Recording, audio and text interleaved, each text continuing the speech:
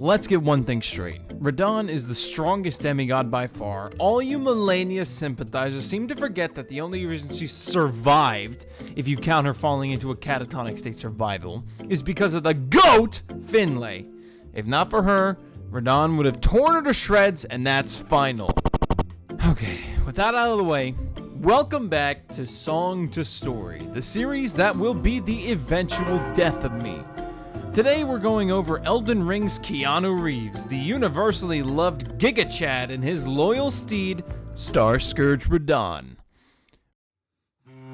Radahn has always been a personal favorite of mine, especially when you soak up the spectacle of the festival and his World of Warcraft raid boss ass fight. That spectacle, along with his crazy lore, makes his fight one of the most memorable ones in the series, but also one of the more depressing ones. But I'm not going to spoil anything just yet. Before we get into the story, let me break down the structure of this video first. Song to Story is broken up into two parts. One part being the story, in which I'll tell and dissect the lore of the given character. Part 2 then follows up with a thorough musical analysis of their respective boss theme, and how that theme represents their stories, i.e. what instruments represent who, what certain chord progressions mean, and so on.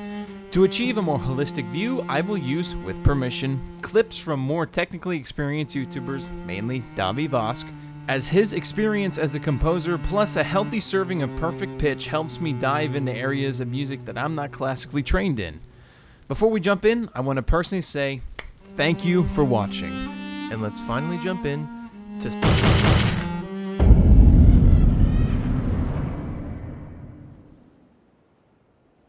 This story begins with a wedding. Not an ordinary wedding. No, this was a very important wedding. A wedding of two great houses in the lands between. The union of the Carian royal family and the Golden Order of the Erd Tree. Rennala, Queen of Carian Manor, and Radahn, hero of the Erd Tree, champions both, would marry. R&R loved each other very dearly. Their bond was undeniably strong. From this bond, 3 children were born. That's right, sex exists in Elden Ring. I apologize for shattering anyone's eardrums with this damning information, but yes, R&R would go on to have 3 more R's. Rykard, Ronnie, and the little star of our show, Radahn. Not too much is known about their early childhood, but the 3 kids would all go on to have important roles in the future. But I won't jump the gun.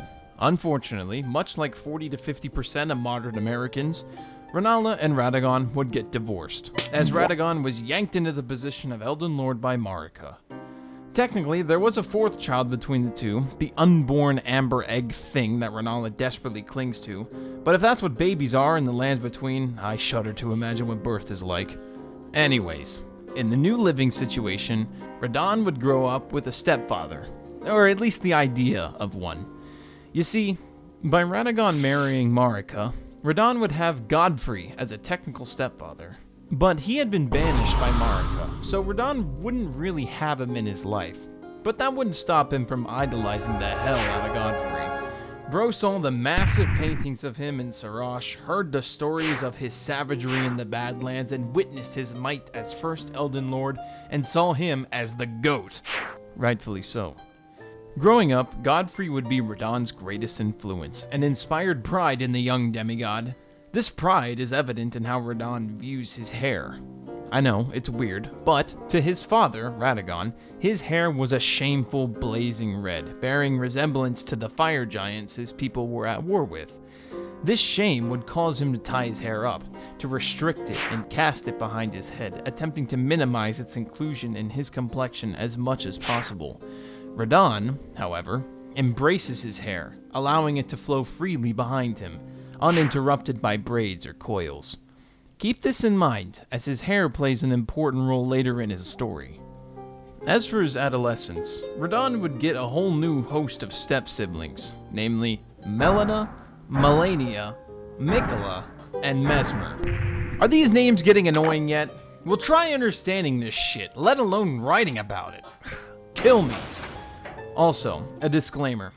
I feel like nobody even fucking knows where Mesmer and Melina come from. See, I fucked up their names. Jesus Christ. I see so much conflicting evidence online. People thinking that Mesmer's dad was Placidusax or Rykard, and just genuinely dumb shit. So I'm hereby coining the headcanon that Radahn is Mesmer's dad. None of this other dragon fucking crap, okay? Editor's note. Apparently, in the Remembrance of the Boar Rider item description, it says, quote, both were as elder brothers to the lion, referring to Mesmer and Gaius being older brother figures in Radahn's life. Regardless if this is meant literally or figuratively, all it does is fuck everything up. Because if Radahn is Mesmer's dad, then that means that Radahn and Marika had to have sex, and they got married after Radahn was born, which would make Mesmer a younger brother to him, unless Radahn went on some kind of bender, cheating on Rennala with Marika. I don't know, okay? I don't know. I'm sorry.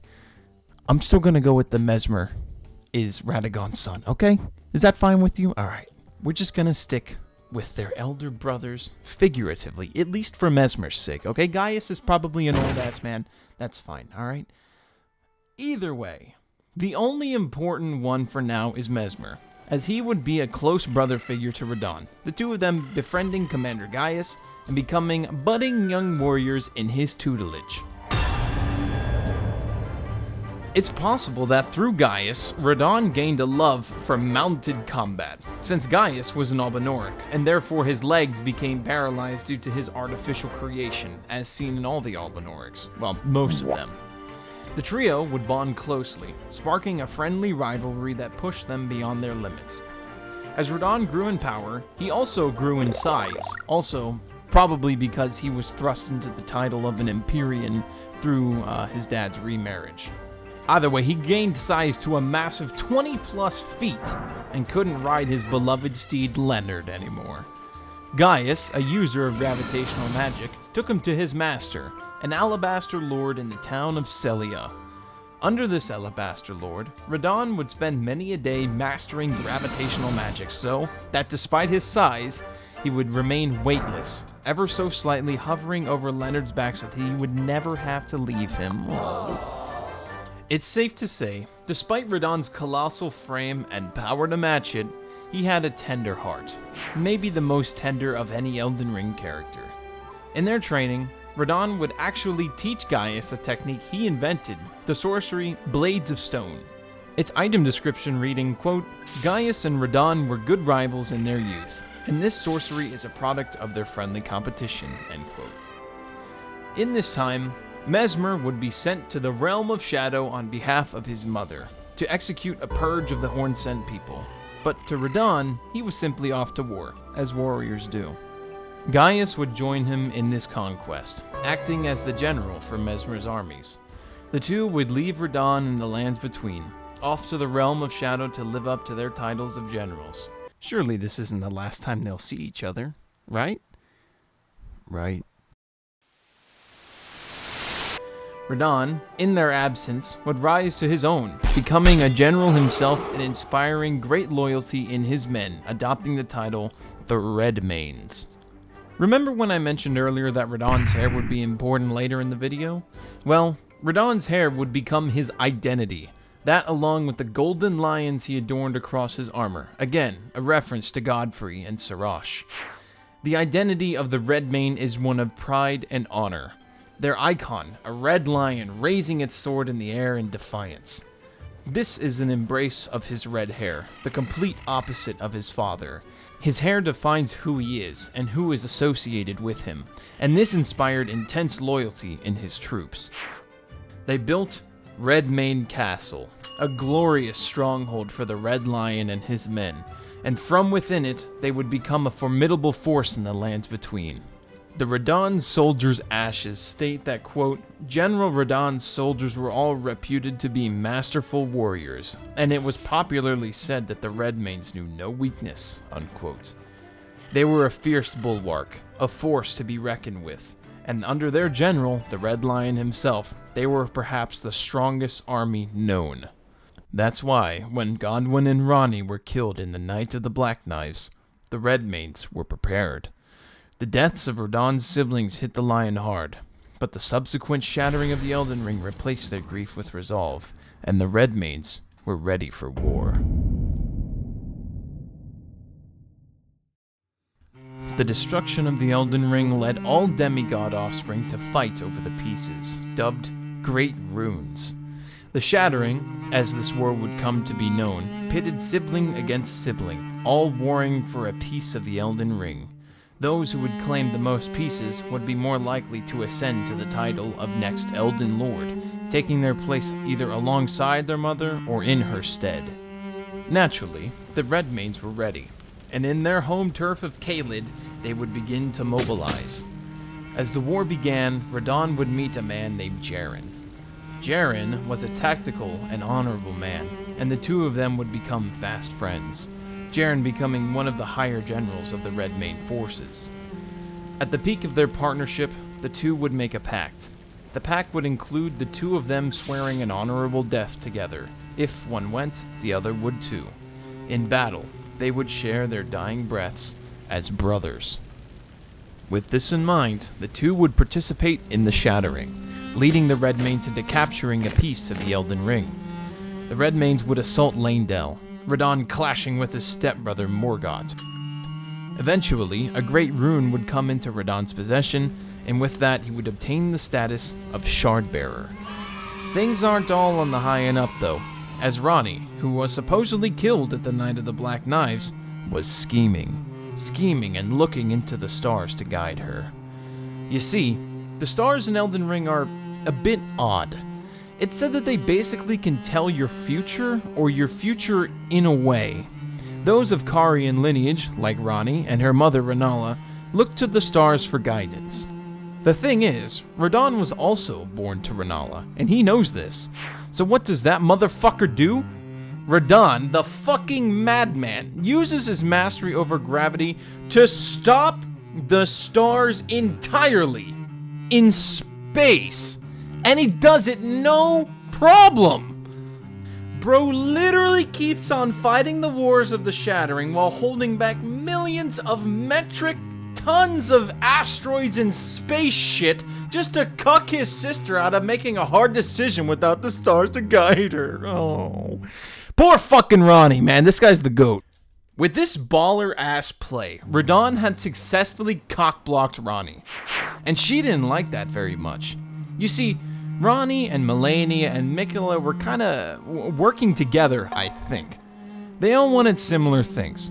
Malenia wanted Radahn's Great Rune, Miquella was the Miquellester, and Ranni needed the stars back, so their goals kinda aligned. And the strongest of the three, Malenia, would march on Caelid with her Cleanrot Knights. Malenia, however, was a cursed being, much like her twin brother Miquella. Malenia's curse was that she was born with the Scarlet Rot, basically fungus cancer, and it would slowly eat her alive from the inside. You know what Miquella got? Eternal youth. Huh? Seems a bit one-sided to me, but he's basically a forever child and can't fight worth a damn. So his twin sister picked up the blade for him and swore her allegiance. Malenia, Blade of Miquella, was a serious powerhouse. She is the pinnacle of dex builds and, quote, never knew defeat. At least, that's what she tells us. My friend, let me regale you of her first L. Malenia's big oopsie, as I'll dub it, started when she decided to march on Caelid. The Cleanrot Knights were strong, and they clashed heads with the Redmane soldiers in the wilds of Caelid, Redmane Castle looming over this series of battles. It was, at this time, where the battle we see in the trailer occurs, with Radahn waiting like a badass while Malenia puts her arm back on, and the two of them rushing into combat. Radahn destroys her arm with one swing, might I add, and the two lock horns until Malenia unleashes her ult, the Scarlet Aeonia. This move is fucking bullshit, and the only reason some consider the fight a draw. She essentially nukes all of Caelid, blasting the place with Scarlet Rot, ending the fight and forever changing the landscape.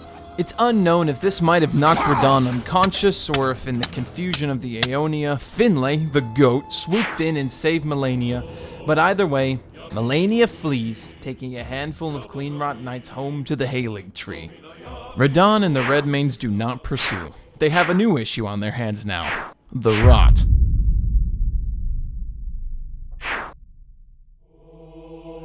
Radahn face-tanked the red nuke, so naturally he got it the worst. His body and mind quickly began to deteriorate as the Redmane forces spread to fend off the spread of the rot. The environment began to corrode. The stone villages of Kalim, Fort Faroth, and Celia, the town where Radahn learned his gravity magic, were all overtaken by the scarlet rot, as roots and fungi spread through Caelid like a cancerous growth. The Redmanes would set up flaming barriers, halting the rot in certain areas. Quote, "When they were driven to defeat by Melania's scarlet rot, the Redmane knights burned the crest on the left breast of their armor to indicate their resolve.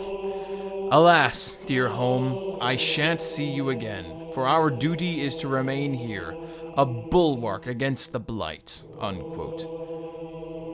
The Redmanes could do nothing but fend the rot away. All the while, Radahn slowly fell to his madness, degenerating to all but a witless beast that wandered the battlefield, devouring corpses of enemies and allies alike. It is here that Jaren, his old homie, had to think of something.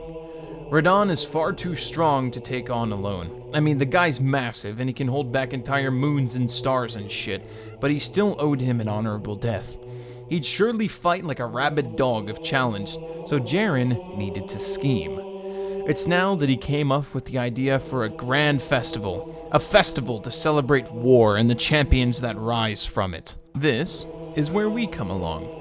We first hear of the Radahn festival when encountering Iron Jar Alexander upon giving him the Elden backshots. Once again, pleasure is mine. I am the warrior Jar known as Alexander. Iron Fist Alexander, in fact. I journey to the east, where I intend to further my education in the ways of war.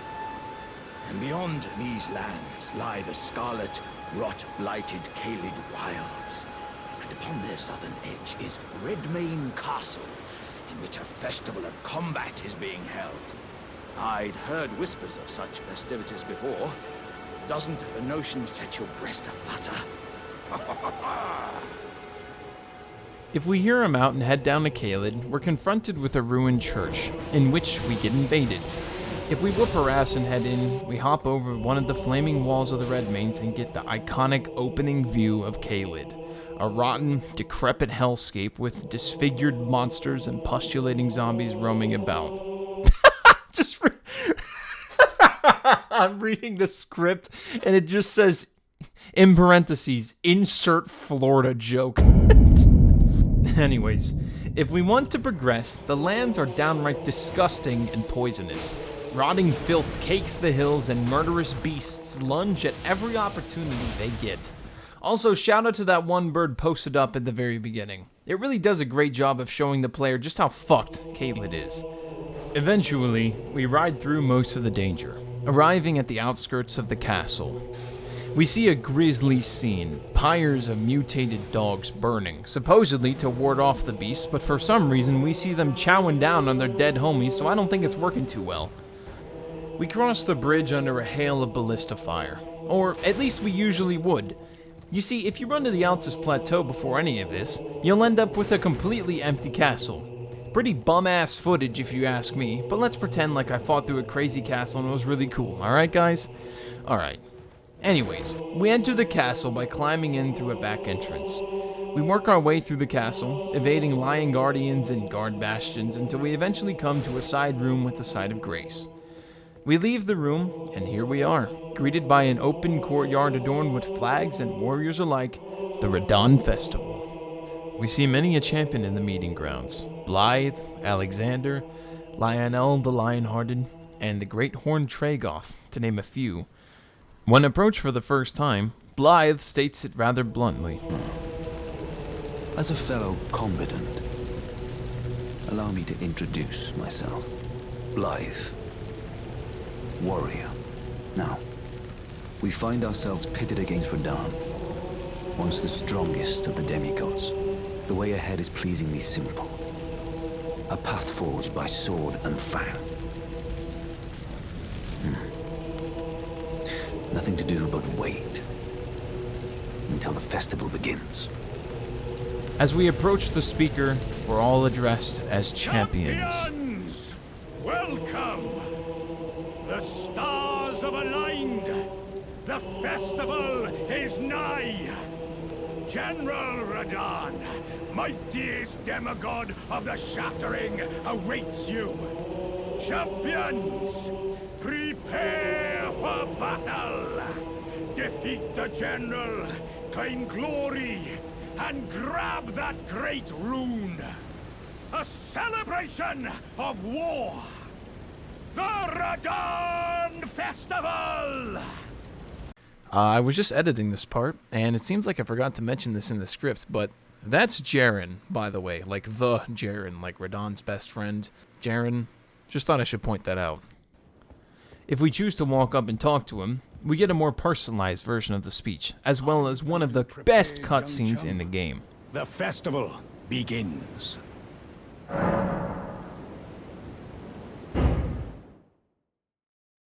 Before we begin, allow me to paint you the full picture.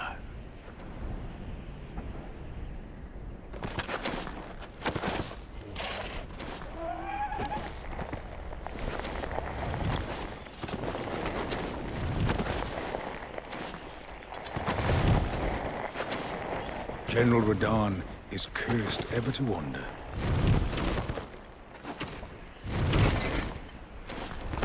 Eaten from the inside by Melania's scarlet rot, his wits are long gone.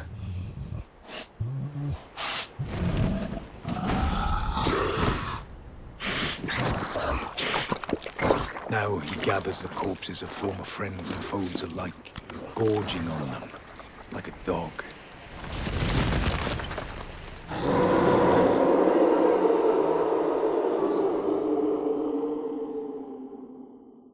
Howling at the sky. But now, we must make merry. O gathering of champions! The revels begin! The celebration of war! The Radahn Festival! You will find the field of battle past the church ahead, upon the shore under the fort. General Radahn is there, even now, divested of his wits, devouring corpses, and howling at the sky. Not sure what happened here. It was day when we came into the cutscene and night when we left it, but whatever. He recounts the story as we have so far, speaking solemnly about his good friend's sorry state, but inspiring us nonetheless about the festival. Other than him nearly blasting us with that sword swing, his sincere speech is encouraging, and we are directed to the battlefield to face General Radahn. Before we head down to the fight, and since this is a video ultimately about video game music, I want to make a few comments about the Radahn Festival theme. I fucking love this song. It might be my favorite area theme in the whole game. It's called The Song of Honor, and as we listen to it, I want to point out a few key details of why it fits so well. First of all, the name. The Song of Honor is such a sweet title for this track, as the track serves as the last time the champions of the Radahn Festival will get to reminisce about the lion before his funeral. They sing his praises, their love, and the love of the Redmane seeping into the choir, which is the only sound from this track. There are no strings, no percussion, no brass, for this song is about love and honor. And that is an exclusively human thing, something only human voices can truly convey. It's the followers of Radahn, those who respect him, those who know him, those who love him who sing this song. One last melody to respect the man behind the mane before we must do what's right by him, lest the rot fully consumes him. And so, we head down to the Wailing Dunes to finally confront the mightiest demigod, the Starscourge himself, General Radahn. As is customary now, I want to point out a couple things about Radahn's fight before we analyze the music. For one, I really love the incentive to use the NPCs in this fight. I know I might get some flack, but I literally never fight him without the NPCs. I strictly don't use summons in fights, but I feel like with Bale's fight, that not summoning NPCs takes away from the experience. It's a great feeling to have these people participate in taking down Radahn. It just feels weird to exclude all these NPCs from the fight since they all showed up for a reason. It's a one-of-a-kind fight in Elden Ring. A collaborative effort not to bring down some great evil, but to bring mercy to a revered figure in the community. Radahn himself fights like a devil, opening up the fight with several gravity-infused sniper shots, keeping us on the move as we ride around to gather our allies. Something to note is that the arrows he fires, Radahn's spears, are the spears he was actively skewered with by the Cleanrot Knights. If we compare them to the Cleanrot spear, we can see that they are indeed identical. Interestingly enough, the Cleanrot spear item description says that the head of the spear is, quote, blessed with an incantation that wards off rot. So it could be likely that these spears were actively helping Radahn live for so long. Anyways, he uses those spears as arrows in his Radahn's Rain ability and his shotgun blast, which means this motherfucker was stabbed like 40,000 times. I don't know where he's getting all these spears from, but goddamn, the Red Lion must have been the red pin cushion for a while. When we get up close to him, he pulls out his big-ass swords, engraved with the gravity crest from Celia, and starts chopping motherfuckers to bits. I mean, he is ruthless. His appearance in this fight is pretty damn good character design as well. The prideful iconography of lions, coupled with his immense stature, creates this idea that this guy is a powerful and honorable man, one full of pride and strength. That, coupled with the many arrows and spears sticking out of his back, give us an immediate icon of war, a celebrated one as well. The fact that some of the spears have flags and banners hanging off of them means that he is literally a walking festival. He is celebrated, he is decorated. He is also a survivor, the scars and wounds present all over his body, again with the spears. His armor is golden and beautiful, adorned and engraved with the lions we mentioned earlier, the symbol of his idol Godfrey. Underneath the beautiful and prideful exterior, however, his jaw remains clenched, his face cracked and pained, representative of his internal struggle with the rot, a collected exterior holding back a cancerous rage. His feet are rotted off, now nubs, writhing with fungal growths. Doesn't seem to be a problem though, because this mad bastard still effortlessly hovers above the ground, still with his best friend Leonard, who is decorated in gold as well. The two, similarly with Jaren, managing to continue to search for an honorable death among this hell. This, coupled with his brutal gravitational attacks, makes Radahn, even now, size up to his impossible reputation. And with that reputation, the love and respect that comes with it, we'll understand why his boss theme is so depressing.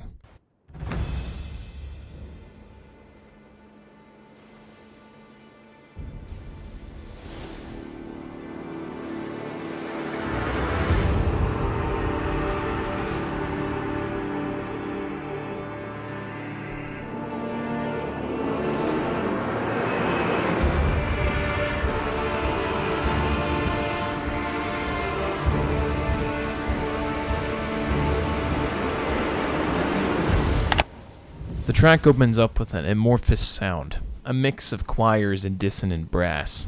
This, as we'll come to find, is a theme in his, theme. The trend of an amorphous sound being molded throughout the phase into a more concrete sound.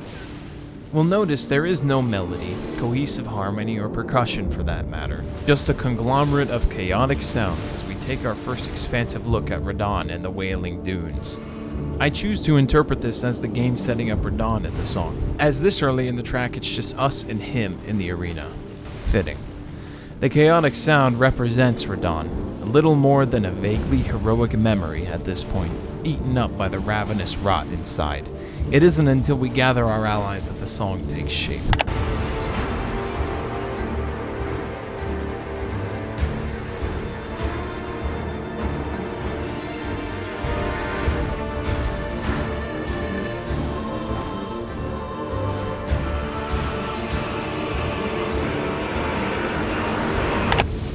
As our allies pour in, the song gains some structure. The song focuses on a heavy set of brass pounding in our ears. It acts as a stable base for the song, a dangerous, almost Jaws-esque tool for building tension. The track sounds like a slow, lumbering beast, perhaps portraying Radahn in his momentous stature. Speaking of slow, the rhythm of this track is at a snail's pace compared to the rest of the high-intensity themes of Elden Ring and even the Souls trilogy.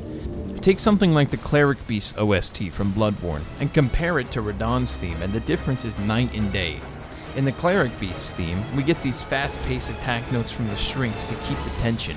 But in Radahn's theme, the long pauses between notes really emphasizes the scale of this operation and the scale of Radahn himself. They seem to be using these clusters of very, very low brass to create a sort of sounds like a kind of a disturbing, a chaotic effect. Check this out. Pay attention to the right speaker. There's some very insistent low brass on the right speaker. The low brass is doing this.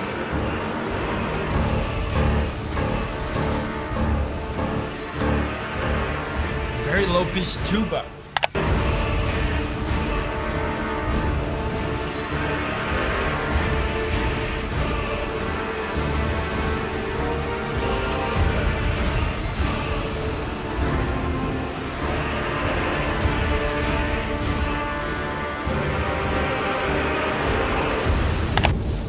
Here we get the first chants of the track. By now, we all have our allies gathered, and the song represents this with a rhythmic chant, almost like a regiment of warriors chanting as they march.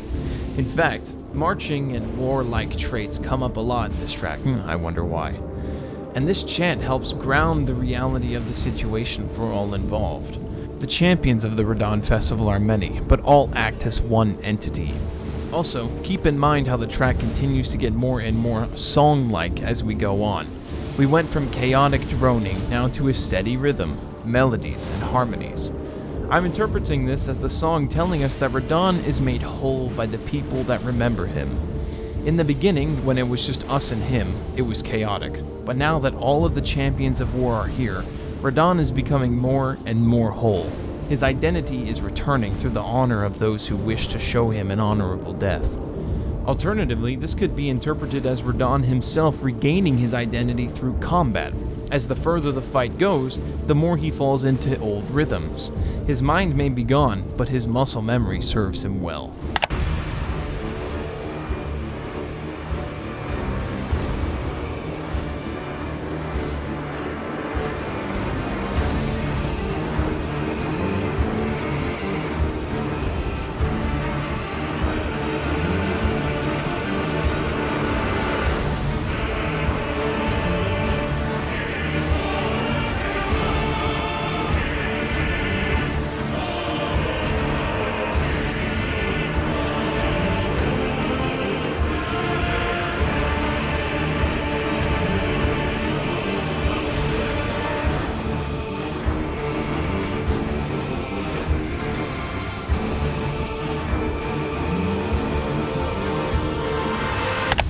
This section introduces a new melody, and a banger one at that. The song gets a bit more hyped up, the backing brass and strings now filling those gaps I mentioned earlier. Horns play in harmony with the choirs as they sound genuinely heroic and awe-inspiring, as if the clash between Radahn and the champions has sprung into action, and it is glorious.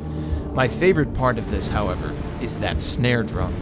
Remember how I mentioned wartime and marching motifs? Well, the snare drum is one of the oldest examples of a marching instrument used to keep soldiers in formation as armies of thousands trekked through enemy territory. Finally, there's a brass instrument. I think it's a trombone that plays along with the choir in this section. Personally, I interpret that as Jaren. His voice is extra important among the crowd of champions, as he personally is the entire reason for this festival in the first place. It would make sense. He is simultaneously among the crowd and yet stands out from it. Not to mention he is finally playing in harmony with Radahn, who is represented by the bass. The two chums finally on the field again.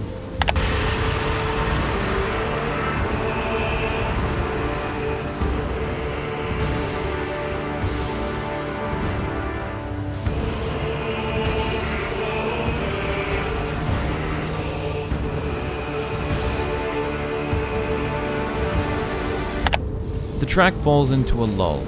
Again, that momentous empty space returning to the bass and percussion. I think this portion focuses on the melancholic part of all this, perhaps Jaren's personal feelings on the matter. Sure, the choir is still there, but they lament the wrenching feeling of having to fight an old friend to the death. The song feels heavy, much like the responsibility Jaren owes Radahn, and the weight it takes to swing on a brother.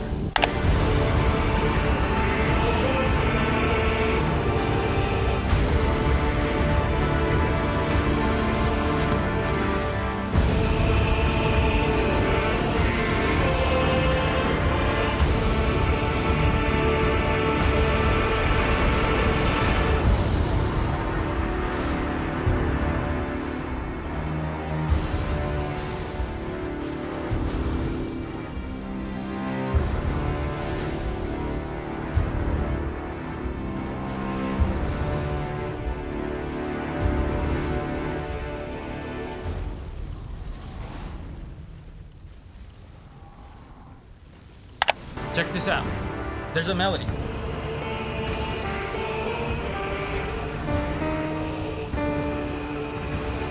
They're chanting a melody and they keep repeating this phrase.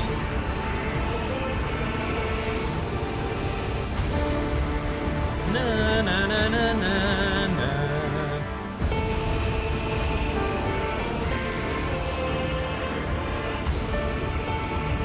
Cool. See, it sounds more definite now. We pick up speed once again. To me, the song almost comes to a galloping pace, the snare drums along with the rest of the percussion mimicking a horse's hooves on pavement. At least, that's what it sounds like to me. The track almost snaps out of the lull it was previously in, as if Jaren's attention is forced back into the fight as Radahn swings one of his colossal swords at him. The song hammers on a sad chord, incessantly hanging on it as our first big melody arises. It's on theme for the crescendo of the song to have the most well-defined melody, considering the theme of the gradual progression we're going with. Something I've noticed is that Radahn himself doesn't really have an individual presence in this song like other bosses we've covered. In Midra's boss theme, he was defined by the cello. In Bale's, he was defined by the violin. Most of the bosses have a defining solo instrument to tell their story, but Radahn has, what, the dissonant, chaotic brass? Maybe. Maybe it's the percussion. Maybe the snare drum? Seems unlikely, but my point is that Radahn, at least in his first phase, is undefined. His song only exists through the people that sing it. He is unable, at least for now. As the phase comes to a conclusion, the song enters that dissonant lull again, but this time fronted by deep strings and brass. The track sounds deadly and foreboding, perhaps hinting at what is to come. The calm before the storm. Because even though the instruments here, there's very few of them and they're not playing anything like super special or memorable, they are in harmony. The instruments, they are actually in perfect harmony. This is an actual term. Perfect harmony or perfect consonance. So the basses here, the low strings, they are playing in unison or in octaves here. The double bass is in octaves with the cello here, and many of them are playing actually in unison. So man, this is such a breath of fresh air in this track where before everything was super chaotic and dissonant.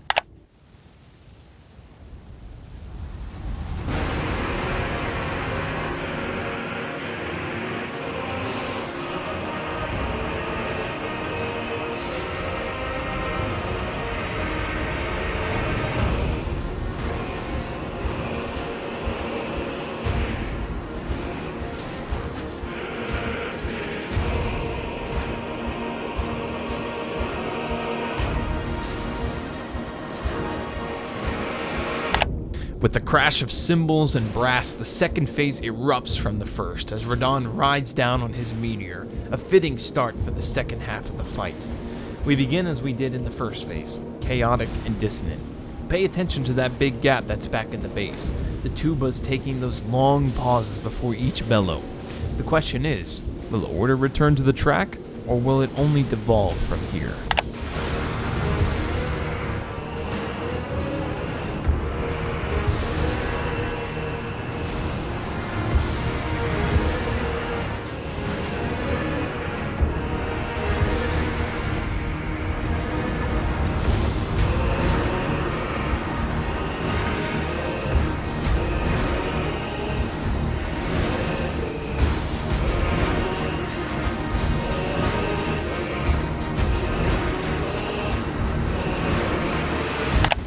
sluggishness continues as the snare drum returns, reinforcing that idea of a marching army.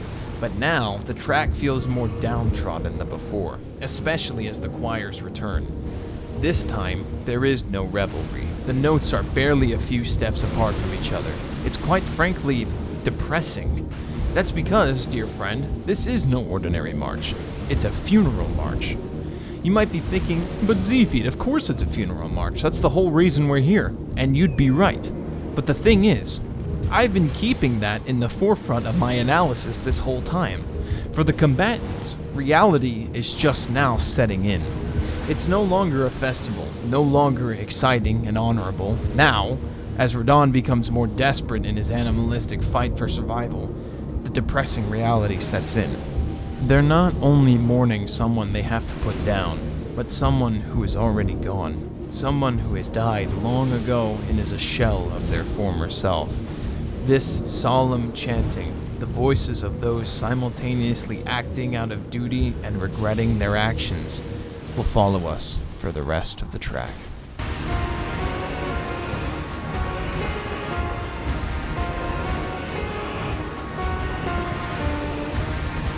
The notes are so close together, and they sound so sluggish. There's an apathy.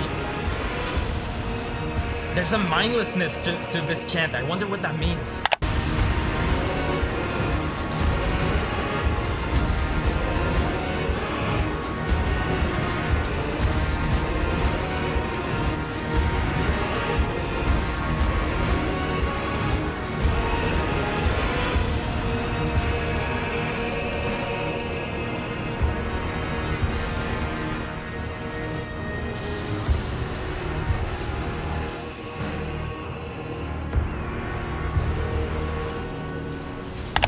We get a reaffirmation of my previous sentiments in this section, a more determined and dramatic refrain of the funeral march chorus. This time, the strings accent the refrain, adding to the depressive nature of the situation. Perhaps in this moment Jaren is recounting all of the memory he's made with the general, or perhaps Radahn himself is recounting his life before all this despite his rotten mind. Maybe, in this moment, all of the memories of Commander Gaius and his brother Mesmer are flooding back. The days spent on Leonard's back, the days spent sparring with his brothers and longing for the glory of battle. Maybe, just maybe, this final fight is doing him that justice.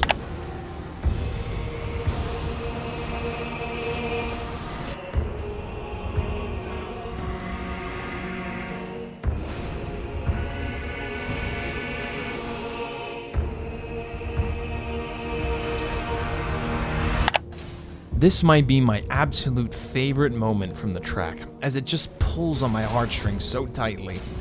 This bridge is incredibly reminiscent of the Song of Honor, and just comparing them by name should tell you why I love it so much.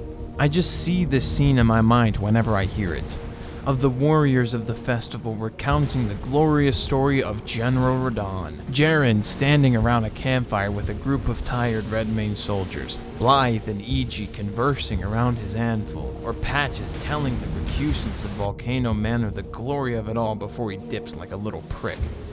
It's heroic and tragic at the same time. It's complicated and most importantly, it's definite. It's just such a beautiful little bridge before we get to the final climax, not to mention that kick-ass bass drum. And before they were using all these incomprehensible, chaotic chords, now look how different it sounds. Look how emotional and relatable it sounds.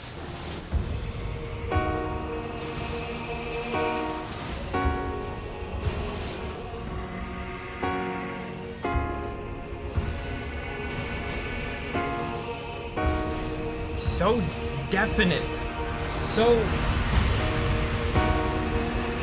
relatable, human. Look how heroic this chord sounds.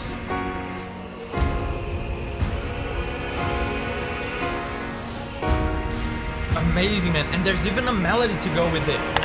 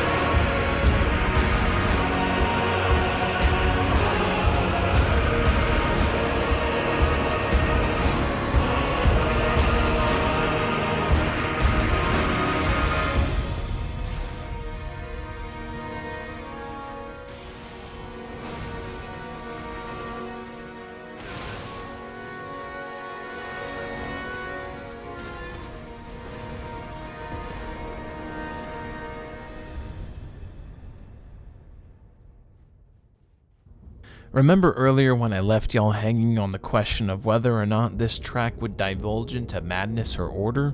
Well, this is the turning point. No more chaotic chords or dissonant brass. Now, Radahn is fully realized. He doesn't have a solo instrument or anything like that, but this image is definite, and it's glorious and tragic. The high-pitched trumpets and trombones help give an air of majesty and heroism, while the still sluggish and heavy bass keep Radahn in the gravity, pun intended, of the situation in view. It's just so fucking perfect, man. This song does him such good justice. And then, especially now, I want you to pay attention to how the song ends. This part. Do you hear what instrument that is? It's a woodwind. An oboe, to be exact. You want to know why I point that out? Because that, my friend, is Radahn. Finally, after all of this, Radahn himself is present in the track. Finally, as he is struck down with one last blow, he is free. The shackles of the rot release, and the Red Lion is able to sing for the first time since the shattering. It's fucking amazing, man, but Christ, if it isn't depressing. Much like the tracks we've covered previously, the song ends on a gentle and tender note, as the general is finally released from the Scarlet Hell, and he and Leonard can finally ride off in peace. As the fight comes to a conclusion, we get to witness the sheer amount of power Radahn really held, as the countless stars come crashing back into formation. The fact that he was holding all this back while weakened with Melania's rot, and then on top of that, it took what, a small army to take him down? I don't know, man. That's one hell of a champion to me. We can speak to Jaren again, and here's what he has to say. At last, the war festival has ended. Brave champion, you have our gratitude. The celebration was spectacular. General Radahn is surely pleased. Festering with rot and crippled by madness, all he wanted was an honorable death. Finally, my work is done. I'm no longer bound to this fortress. I have a task in mind. Old business, you could say. You wouldn't understand. May we meet again, if the fates deign it. Brave champion. With that, neither he nor us are bound to this castle anymore, and with justice served to the Red Lion, we can leave a champion of the Radahn Festival.